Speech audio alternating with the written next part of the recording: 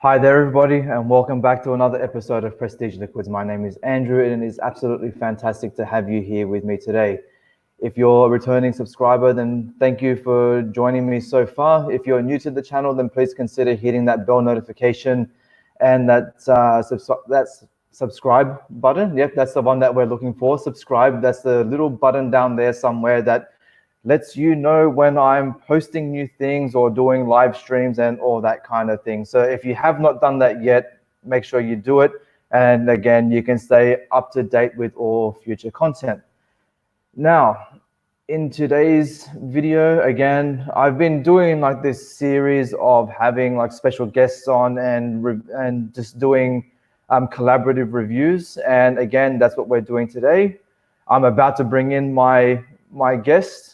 So everybody, please welcome Matthias from Ear Whisky. Hello. How do you do? Hello. Hello, my friend. How are you? Good, mate. How are you? I'm so comfortable right now. I'm super pumped about this. Oh, good. I'm glad. It's fantastic to hear. Thank you for having me on, man. No, you're welcome. See, look, I've even got your name scrolling along the banner there. So, hey. Thank you.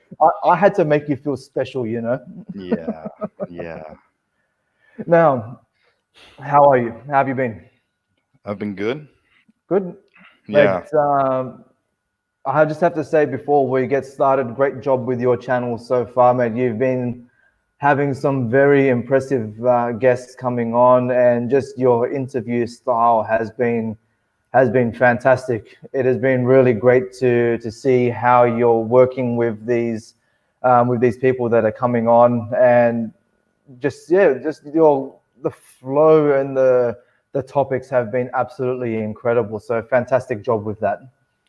Well, that's very flattering. Thank you very much. No, I've been lucky. I'd say I've been lucky with the people who have agreed so far to come on, and the people who are coming on in the future. So yeah.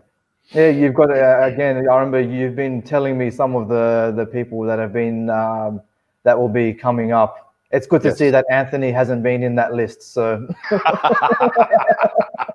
yeah, well, Patreons get heads up on that. Yeah. All right. So shall we get started? Yes, we All shall. Right, so let's announce what we've got. So in today's video, we are going to be reviewing the Talisker Port Ruighe. Hell yeah, baby! Not Port Ruighe or Ruighe or whatever we may have thought it would be. That is the Talisker Port Ruighe. So yeah, it's just pronounced R-E-E. Yeah, I literally just the other day had a look at their website, and that's literally what it said was Port Ruighe. I'm thinking, just call it that. It makes things so much more easier. Yeah, I guess Ruighe, it is named after a port on Skye, right? It is, yes. Yeah, I believe so. All right, I'm super excited. Have you poured your glass already? No, not yet. I wanted to save the cork pop. Yep. 3, Ready? 2, 1. I just freaking love Talisker, man. Oh yeah, I do, and especially the Port Ruighe is. The Port Ruighe is actually the first whiskey that allowed me, after having had that a couple of times, in a blind lineup to pick out port cask finished on not a Talisker but a different whiskey, because I had the Talisker prior to that. So yeah, and I have to say, probably the one good thing as well. I mean, in general, when it comes to whiskey, and I guess even just like other things that in life, I guess that's probably what's helped us form our friendship as it is. Talisker is one of those ones where it just ticks all of our boxes. One, we're both peat heads. We love our peat. Yeah. Obviously, this has been bottled at, it's 45? Yeah, 45.8%. Yes. So for regardless, both of us, we love that ABV range between, say, the 45 to 48, and we both enjoy port. Yes. And that has pretty much combined everything that we love, I guess, say from an island whiskey to a perfect ABV and another, I guess, beverage that we enjoy, and has combined all those things into one tight, nifty little bottle. Yes. No, it's just Talisker, man. Yeah. It's the king of drinks. Someone once said. Oh, salute. I freaking love Talisker. Yeah, it is fantastic. It is. I don't know what kind of port cask it's finished in. No, I tried to have a look at that myself the other day. Unfortunately, I couldn't find what it would be. And from what I can see, there's nothing on the bottle that, or even on the box that indicated as to what type. But unless they've used a variety of port casks, maybe, and They could have. they may not be using one specific type. So, well, from the nose, it doesn't smell overly tawny port. no, it doesn't. It's more like fresh berries than dense, tawny, almondy, that kind of sweetness. Yeah. But then again, it could be tawny port, but just finished for a short period of time. Very light. Yeah. Yeah. I know a lot of, like I say, Australian tawny ports anyway have a very thick, like berry and I guess like grape skin note to them. Yeah. And obviously very sweet and that nice thick syrupy like texture to them. Yeah, that's why I love tawny port over ruby port. Ruby port is great as well, but tawny port just has that extra dimension of that cask influence, that mellowed richness that comes from that cask. You know, ruby port is also, some are at least, finished in aged in cask. Otherwise you couldn't have a cask to finish whiskeys in from ruby port. But that denseness of tawny port is just, I love it. I have to say, from one thing that I've noticed in Australia, I think tawny port is something that is a lot more common. I don't think that I've really noticed ruby port all that much, and really, it's something that I've only come across more so from when I've started to drink whiskey, where I've actually heard mention of ruby port. Right. So it could not be much of an Australian style of port. Man, that nose is incredible, isn't it? It's still, even though you've got that that port influence coming through, it is still so salty and Talisker, isn't it? This is Talisker in an evening dress. Talisker. This is Talisker in an evening dress, all dressed up to go out, but still Talisker. That salt, peat, caramel. I get a weird sort of dry hay. I guess hay is dry. Hay note on it.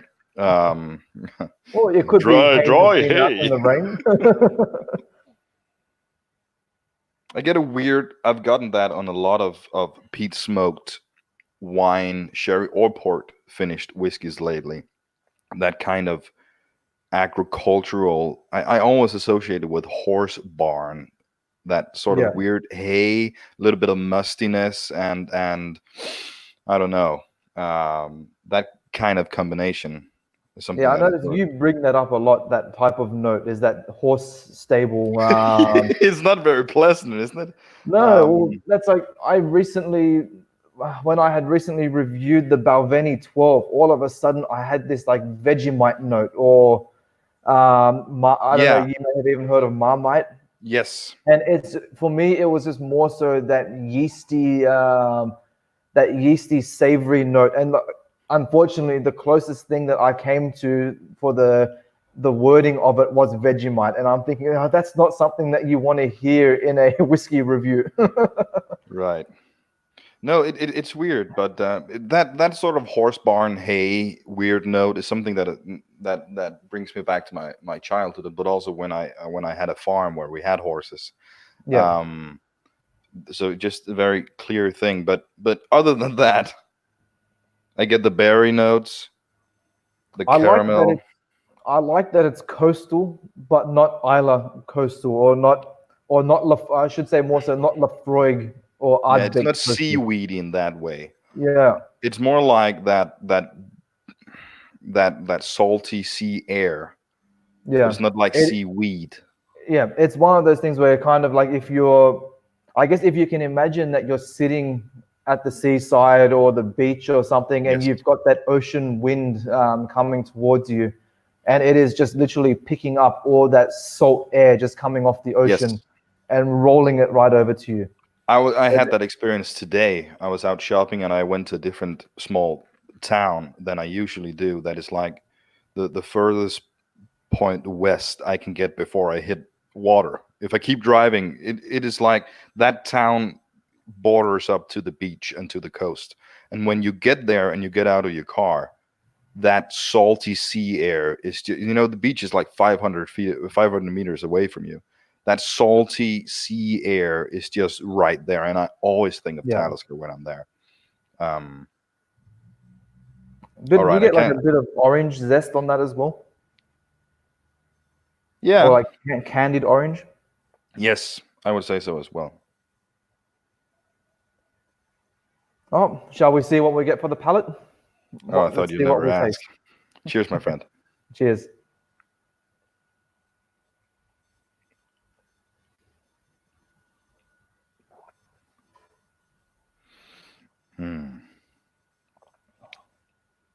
So For some smoky. weird reason, I get some kind of weird licorice, sweet, almost not licorice, almost like a mix between licorice and raisin. That's a weird combination, I know. Yeah. I can't say that I can get like the raisin note. I wouldn't say that I'm getting licorice.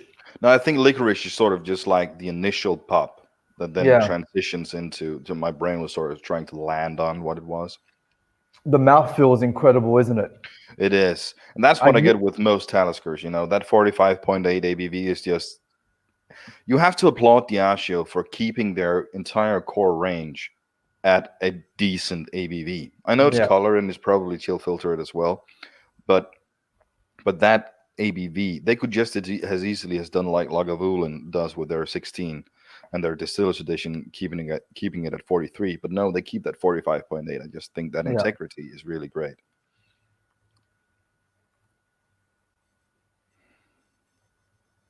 Still, again, it's just so smoky. I think that's one of those things where as soon as you drink it, it's just like an instant wood smoke that fills your mouth. Yeah.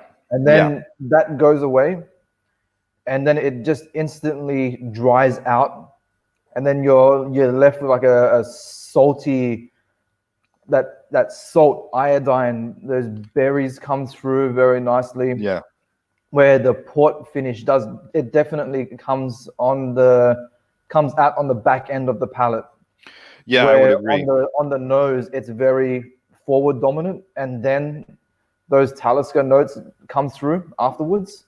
Yeah, I think the good thing about the way this is finished is to me at least, is that the finish is sort of a contribution to the entire flavor profile. Yeah. It's not dominant. No, it leads in. Yes. You get that hit of flavor in the palate, and then it just like you said, it just tapers off and finishes perfectly at the end. Yeah. I just got some very, very on the nose, very far back, taking a big whiff or whatever you want to sniff. Sort of like fresh wood shavings. Yep. I was just going to say as well, it's surprisingly sweet as well. Once that salt goes away, yes, the honeys come through, more caramel and vanilla. Right. It's just it's so good. It is. I just love Talisker. Talisker generally, they use bourbon casks, don't they, for the initial aging? I guess. Yeah. I think so. I think they use, this is just a guess, I really don't know, but I guess they would use like a majority of their casks would be bourbon cask, and then sherry for the next portion, and then some weird offs like port or whatever. I don't know, man. Well, let's say because bourbon cask is way cheaper than sherry or port casks. Oh yeah. Well, I'll say for those of you who are watching this, please make sure you put a comment down below, and if you know, let Yeah, us know. let us know. Is there any sherry influence at all, or is it purely bourbon?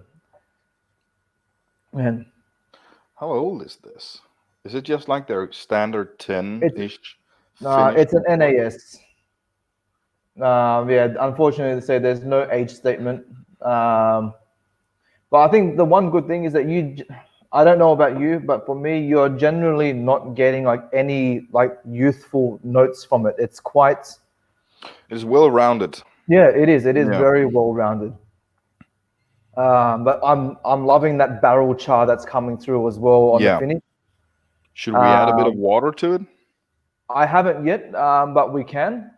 Let's do that. I'm just enjoying the finish at the moment. It's going Oh really yeah. good. No, we don't need to rush it. You're right. You're right. I really like how that barrel char and wood smoke is just like slowly like rolling back up again, but it doesn't. You know, it's like especially with higher strength or higher ABV whiskeys, they can really repeat on you in a horrible way. Mm. This doesn't do that. It doesn't leave that like acid reflux feeling at all. It's No, just no. pure smoke and sweet berries and things like that. This is like I always imagine Talisker to be like, this is sort of how a majority of Scotch whiskies was back in the day. Back in the day, yeah. Yeah, before they stepped away But from using peat. You but know? without the port cask. Well, yeah, obviously, but just Talisker in general. So having that, even though you finished it or aged it for the entire length of its maturation in sherry or port or whatever, Yep. it would still have that grunge of peat. Um, I just freaking love Talisker, man. I can't. Yeah. I'm so biased about this. Even say for myself, Talisker has been one of those ones that I've always been a big fan of. I mean, first one that I had tried was obviously the Talisker 10. I've also had the Storm, Dark Storm, obviously the Port Ruighe, and as much as I keep teasing you about it, the one that has the 18-year-old age statement on Oh, it. that one, yeah. Yeah.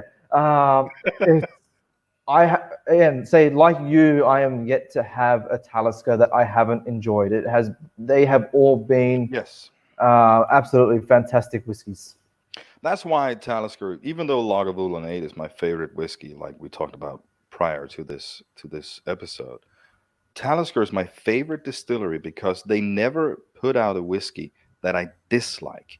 There are Yeah. some, the Sky to my palate is not as enjoyable as like the Distiller's Edition or the Port Ruighe, for example. But it on its own, I can drink that all day. Yeah. And I've never had a Talisker where I'm like, Yeah. I think I'd rather have something else. See, I just love Talisker. Yeah, and that's like as an example as well. I mean, I love Lafroig. Right.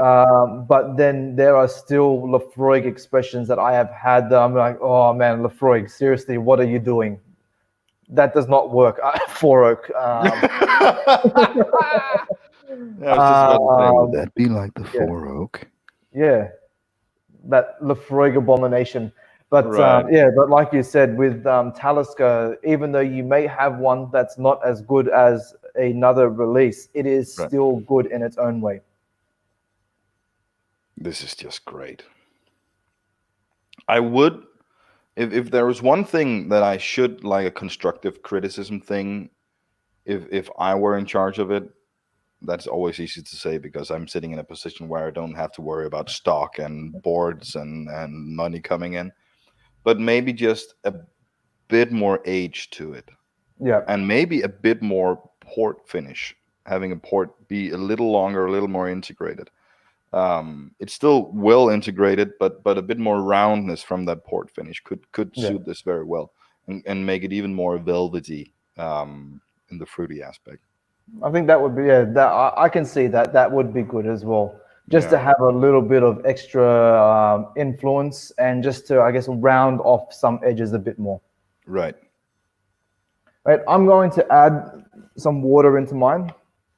I'm gonna do the same And thing. let's see I need a how bigger pour for that. we go. I poured myself quite a bit to begin with. Such an alcoholic. So I'm doing the bottle cap method. Oh, that was a decent pour. There's about 2 drops there. Let me see if I can eyeball this. You ready? This is science for you. There you go. Oh, that looked very specific. Yeah, that was 2.5 drops. 2.78 drops. Yeah. All right. Wow. That brings out that port and caramel bourbon cask. See, for me, it's actually And the peat. it's increased the salt and the peat, and it's actually reduced the port for me. I'm not getting as much of the berry notes as I was before. No, now that you say that, it's sort of it was the first initial hit. To me, it smells more like I can never remember what that term is called, but you know how like if it's been a warm day and it starts to rain, and you get that smell of the rain on the pavement. That's what this is reminding me of right now. Oh, I love that smell. Yeah, it's beautiful. It is. I don't want to know what type of oils and chemicals I'm inhaling at the time, but it smells marvelous. Yeah, it does. All right, I'm gonna try this.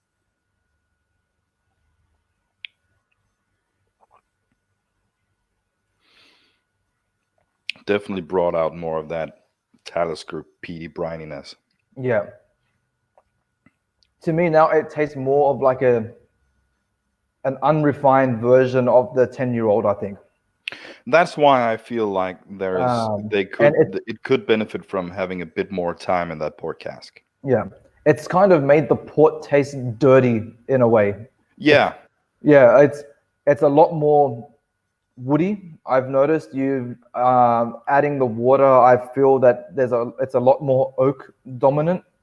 Yeah. So you've taken off those berries and the honey caramel notes, and now the focus is definitely much more on the actual wood spice and oak barrel notes.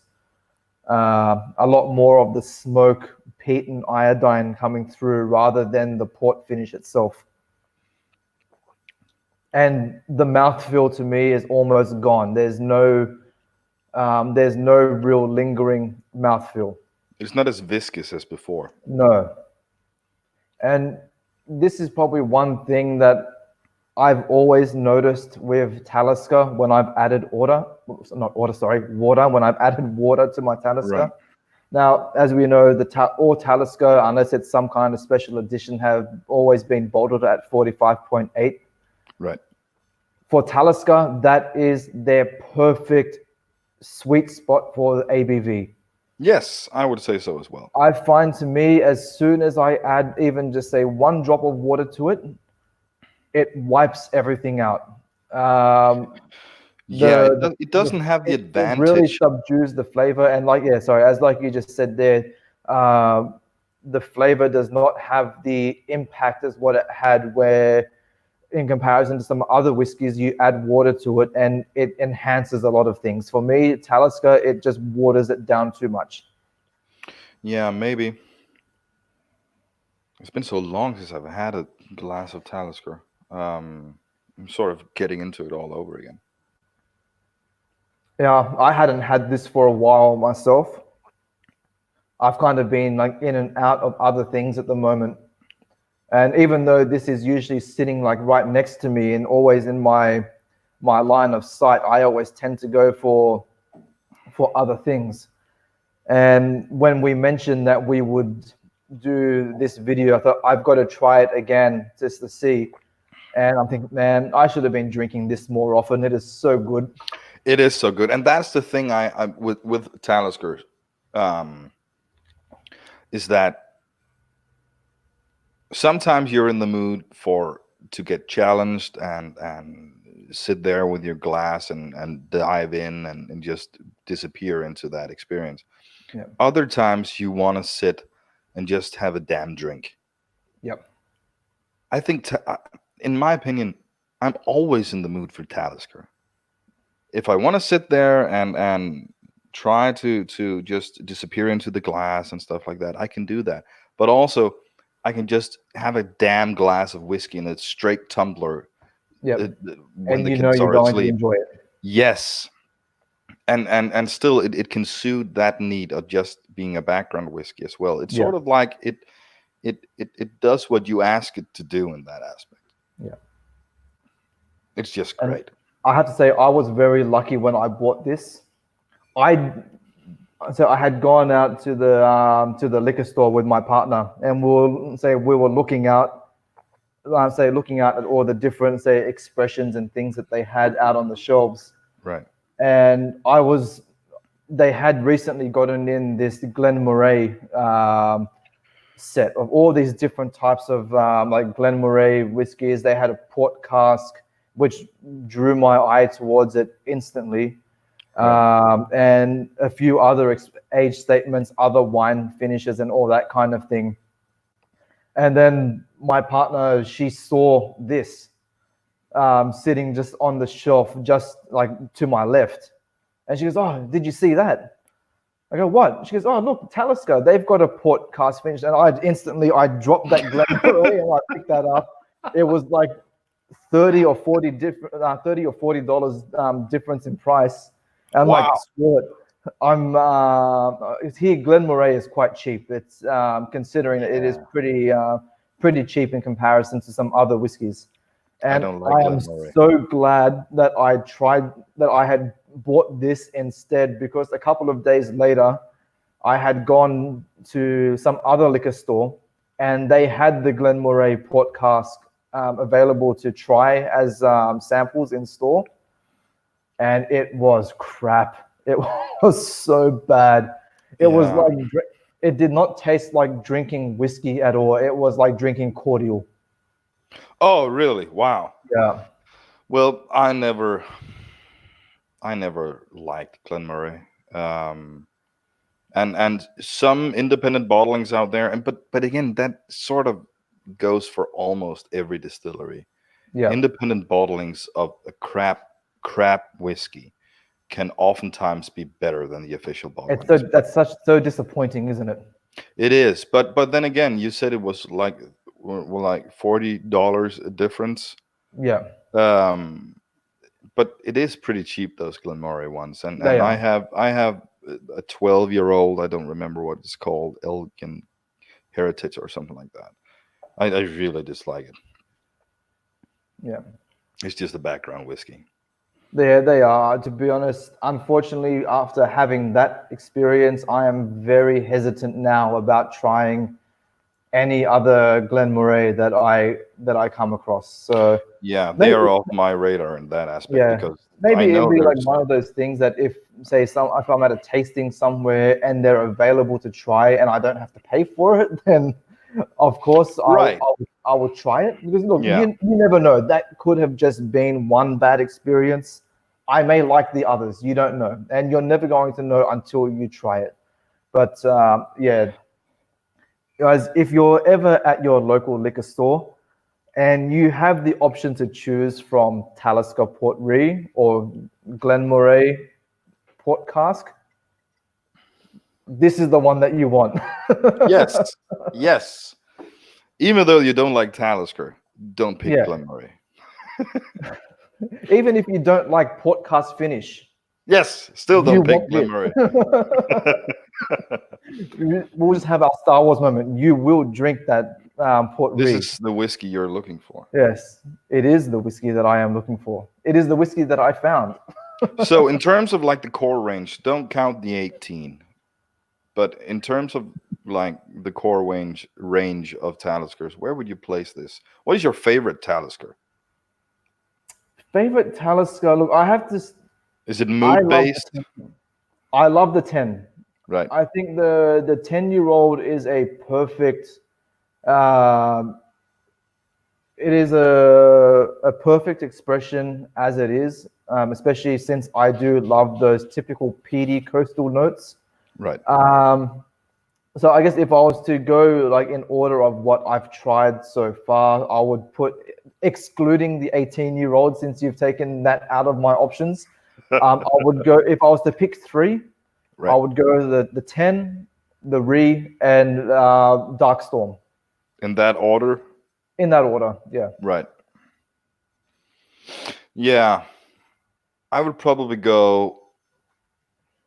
I would probably go Distiller's Edition, 10, and Port Ruighe. Yeah. Um, I would love to see this, as we mentioned before, as a 10-year-old cask strength. oh, that would be interesting. That would be very Yeah. interesting, I think. Whether they do it or not, you never know. There could be something that they will play around with. Only time will tell. I think it's interesting that Talisker chill filters their whiskey when it's 45.8% ABV. Yeah. Because as far as I believe, and people in the comments, please correct me, 45.8, as far as I know, is the tipping point for when you don't need to chill filter anymore. People tend to say 46, but that's sort of like being in the safe spot. But 45.8, I seem to remember having heard that is the technical barrier between needing to chill filter. It's a choice, and doesn't need to do it. Look, But it doesn't get cloudy, so I guess it's chill filter. I'm sure there's a reason as to why they've done it. Let's Yeah, say marketing. if they do chill filter. Look, you would like to give them the benefit of the doubt to assume that they would have tried, say, the whiskey itself natural, which obviously they would, being able to sample from the casks and all that kind of thing. Right. I don't know. Maybe they felt that whatever flavor profile that they were going for, maybe they weren't happy with it, I guess, without chill filtering. So you never know. So I think again, we should just be happy not to worry about that so much, and just be happy that we've got a whiskey that we can actually enjoy the way yes, they've absolutely. Especially but I have being Diageo. but I have to say, considering that Talisker is owned by Diageo and Talisker is a big brand, even though it's a relatively small distillery, of course they're going to chill filter it. Of course, because it's the safe choice. Yeah. For cosmetic reasons. I would love to have Talisker unchill filtered. Absolutely. Was the Distiller's Edition, is that non-chill filtered, or has it been? No, I guess it's chill filtered and colored. All of them are. But I will say the Distiller's Edition is very, very nice. It has this really great marzipan. Do you know what marzipan is? I know of it, yeah. Yeah. Great note to it. And that is even more Talisker in an evening dress. That is like Talisker trying to make some moves. It's like, I am Talisker and I will have my way with you. yes, absolutely. But it's not a ass kicking kind of Talisker. It's not that. It's way more rounded and sweet and friendly, more elegant.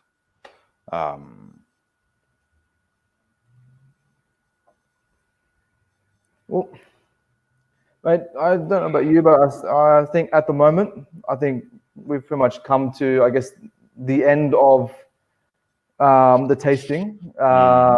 Is there anything else that you would like to add into regards of the whiskey before we sign off? No, I just want to say thank you for having me on. This was great, and especially with Talisker, because I just freaking love Talisker. Well, I have to say in that case, I have to say thank you. The Talisker was your idea, so yes, it was. it was. It was. Like, let's do Talisker. Yeah, no, it was just a perfect fit because, like you said in the beginning, we both like this distillery and we both have this one and both really like this one. So it was perfect setup. Yeah, but it's concluding. It's just such a damn good whiskey. Yeah, If I was only to drink this for the rest of my life, I would be happy. You'd die a It's happy man. Yeah, it's a great whiskey. It is. It really is. I don't care if it's colored or chill filtered. With Talisker's the kick ass. I have to say, like for myself, I think with the exception of adding water to it, really, I don't have anything bad to say about it. Look, even with water, it is still enjoyable. But I think as it is naturally presented from the bottle itself, it's perfect the way it is. Yeah, and definitely for me, it will certainly be one of those ones that once I finish it, which is not far off now, I will be replacing this at some time. I think if I can find it for a relatively decent price. Right. Yeah, I absolutely agree. I'm just trying to see here. No, it's still crystal clear. I just added more water. All right. Well, I think. No, don't add more water. Don't I add ruined more, it. no? It's like so dirty water soft now. Oh, it's so soft. It's like Talisker without its balls. Yeah. Yeah. You took off that dress and you weren't happy with what you saw. No, that was a guy. Yeah. Sorry. Yeah. Oh, there we go. The Sharon Stone on you. Yeah. Oh, yeah. That one. Oh. But well, I have to say thank you for joining me on this review. It was absolutely fantastic to have you here with me. I look forward to when we can do this again. Hopefully, it won't be too far away. And in general, good luck with your channel and whatever the future brings to you. So, guys, if you are not already familiar, this is Matthias right there. You may be looking at him somewhere around there from the Ear Whisky channel. I will put a link to his channel in the description below. So if you have not yet subscribed to him, make sure you do so. He's got some fantastic content that he has already made and things to come in the future. So I cannot wait to see what comes out. But mate, again, thank you for joining me, and we'll see you again on the other side. Get this. Cheers.